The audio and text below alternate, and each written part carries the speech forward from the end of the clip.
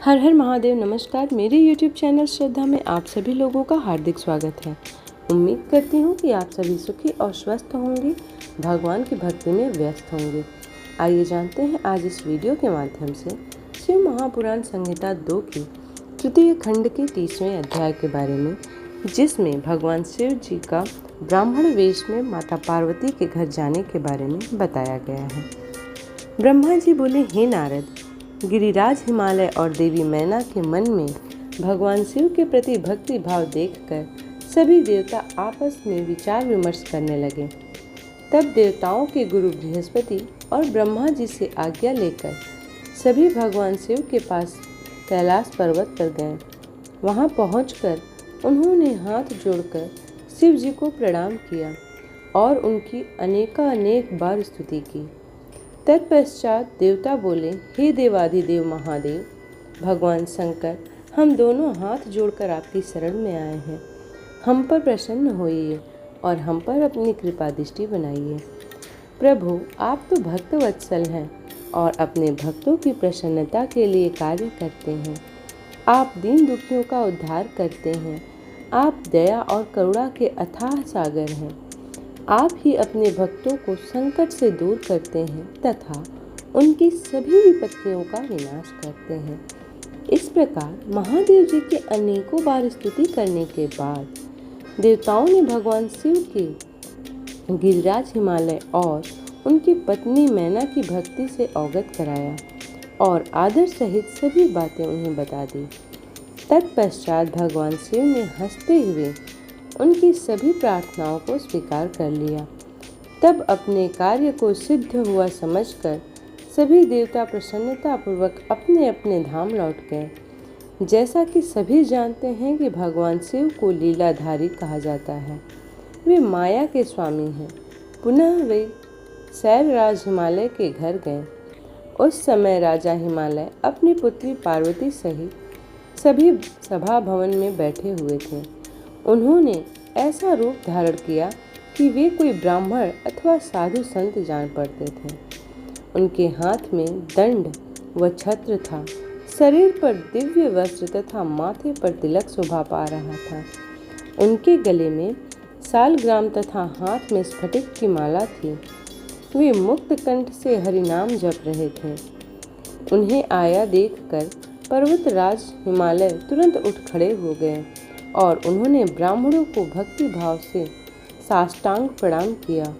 देवी पार्वती अपने प्राणेश्वर भगवान शिव को तुरंत पहचान गई। उन्होंने उत्तम भक्ति भाव से सिर झुकाकर उनकी स्तुति की। वे मन ही मन बहुत प्रसन्न हुए। तब ब्राह्मण रूप में पधारे भगवान शिव ने सभी को आशीर्वाद दिया। तत्पश्चात हिमालय ने उन ब्राह्मण देवता की पूजा आराधना की और उन्हें मधुपर्क आदि पूजन सामग्री भेंट की, जिसे शिव जी ने प्रसन्नतापूर्वक ग्रहण किया। तत्पश्चात पार्वती के पिता हिमालय ने उनका कुशल समाचार पूछा और बोले, हे प्रियवर, आप कौन हैं? यह प्रश्न सुनकर ब्राह्मण देवता बोले, हे गिरिश्रेष्ठ, मैं वैष्णव ब्राह्मण हूँ और भूतल पर भ्रमण करता रहता हूँ। मेरी गति मन के समान है। एक पल में यहाँ तो दूसरे पल में वहाँ। मैं सर्वज्ञ परोपकारी शुद्ध आत्मा हूँ। मैं ज्योतिषी हूँ और भाग्य के सभी बातें जानता हूँ। क्या हुआ, क्या होने वाला है, यह सब कुछ मैं जानता हूँ। मुझे ज्ञात हुआ है कि आप अपनी दिव्य सुलक्षणा पुत्री पार्वती को, जो कि सुंदर एवं लक्ष्मी के समान है, आश्रय विहीन कुरूप और गुणहीन महेश्वर शिव को सौंपना चाहते हैं। वे शिव जी तो मरघट में रहते हैं। उनके शरीर पर हर समय सांप लिपटे रहते हैं और वे अधिक समय योग और ध्यान में ही बिताते हैं। वे नंग धड़ंग होकर इधर उधर भटकते फिरते हैं। उनके पास पहनने के लिए वस्त्र भी नहीं। आज कोई उनके कुल के विषय में भी नहीं जानता। वे स्वभाव से बहुत उग्र हैं। बात बात पर उन्हें क्रोध आ जाता है। वे अपने शरीर पर सदा भस्म लगाए रहते हैं। सिर पर उन्होंने जटाजूट धारण कर रखा है। ऐसे अयोग्य वर को, जिसमें अच्छा और रुचिकर कहने लायक कुछ भी नहीं है, आप क्यों अपनी पुत्री को जीवन साथी बनाना चाहते हैं? आपका यह सोचना ही शिव की आपकी पुत्री के योग्य है सर्वथा गलत है। आप तो महान ज्ञानी हैं, आप नारायण कुल में उत्पन्न हुए हैं। भला आपकी सुंदर पुत्री को वरों की कमी है क्या? उस परम सुंदरी से विवाह करने के लिए अनेकों देश के महान वीर, बलशाली, सुंदर, स्वस्थ राजा और राजकुमार सहर्ष तैयार हो जाएंगे। आप तो समृद्धशाली, आपके घर में भला किस वस्तु की कमी हो सकती है? परंतु शैलराज, जहाँ आप अपनी पुत्री को ब्याहना चाह रहे हैं वे बहुत निर्धन हैं, यहाँ तक कि उनके भाई बंधु भी नहीं हैं। वे सर्वथा अकेले हैं।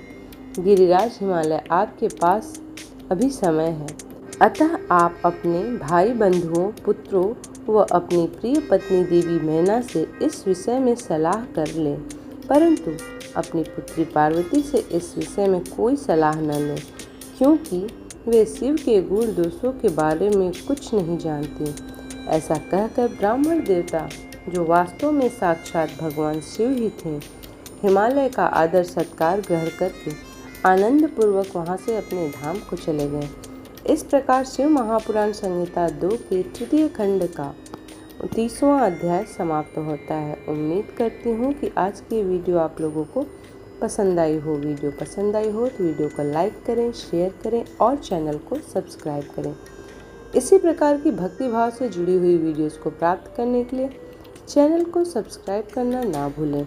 मिलते हैं अगले अध्याय में, तब तक के लिए हर हर महादेव।